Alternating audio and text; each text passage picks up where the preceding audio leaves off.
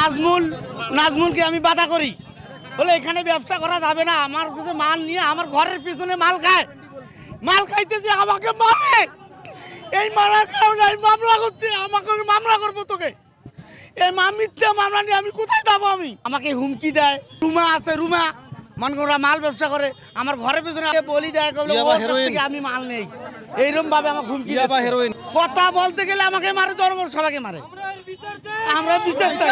আমরা এখানে এসেছি মাদকের বিরুদ্ধে মানববন্ধন করতেছি, কারণ আমি মনাকষা জামে মসজিদের পিসিমাম, এর বিরুদ্ধে কথা বলায় আমাকে তুমকে আমকে মারার হুমকি দিয়েছে, পায়ের রক কাটার হুমকি দিয়েছে এবং আমার নামে মিথ্যা মামলা আদালতে দায়ের করেছে। মনাকষা এলাকায় প্রায় প্রত্যেকটা বাড়িতে এগুলা বেচতেছে মাদক, মানে যত প্রকার মাদক আছে প্রত্যেকটা বাড়িতে বেচতেছে। তা আমরা কয়েকজন মিলে শুধু এই কথাটা বলছি যে এভাবে মাদক বেচলে আস্তে আস্তে তো সবাই বেচতেছে। আর এখানে ওই ছোট বাচ্চারা 10 বছর 11 বছর 12 বছরের বাচ্চারা ওরা এখনই চিনে যে মাদক কি জিনিস, কোনটাকে কি বলে, কোনটাকে ইয়াবা বলে, কোনটাকে গাঞ্জা বলে, কোনটাকে ফেন্সিডিল বলে, ওইখানকার সব বাচ্চারাই বোঝে। তা আমরা এগুলা নিয়ে কয়েকজন মিলে উদ্যোগ দিছি, এমনকি পুলিশকে আমরা ইনফরমেশন দিছি। পুলিশকে ইনফরমেশন দেওয়ার কারণে আমাদেরকে আজকে মামলা করছে। এখন ওই মাদক ব্যবসায়ী নাজমুল আর রুমিয়ান নাড্ডা আমাদের এলাকায় মাদক ব্যবসায়ী আছে, কিন্তু আমরা ওই এলাকাটা যেন মুক্ত চাই। আর মুক্ত চাই সন্ধ্যার পরে যেন এলাকায় যেন বাইরের লোক যেন আসে না। মনাকষা গ্রামে ইয়াবা ব্যবসায়ী, হেরোইন ব্যবসায়ী কেউ নাম বলে না, ভয়ে বলে না।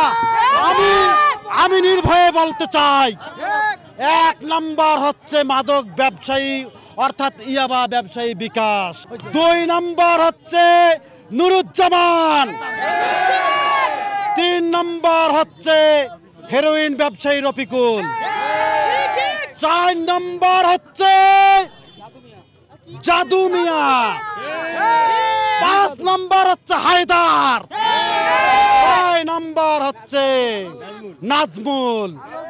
এই কয়টাই হচ্ছে দুষ্কৃতী, ইয়াবা হেরোইন ওপেন বিক্রি। লতিফ হচ্ছে হেরোইন এবং ইয়াবা ব্যবসায়ী। এই কয়টাকে ধরতে পারলে আমার মনে হয় গঙ্গাচড়া 4 নম্বর ওয়ার্ড মনাকষা মাদক মুক্ত হবে ইনশাআল্লাহ। এই বিষয়ে কিন্তু অভিযান পরিচালনা করছি। ইতিমধ্যে আমাদের অনেক সাফল্য অর্জিত হয়েছে, আমরা এই অভিযান চলমান রেখেছি।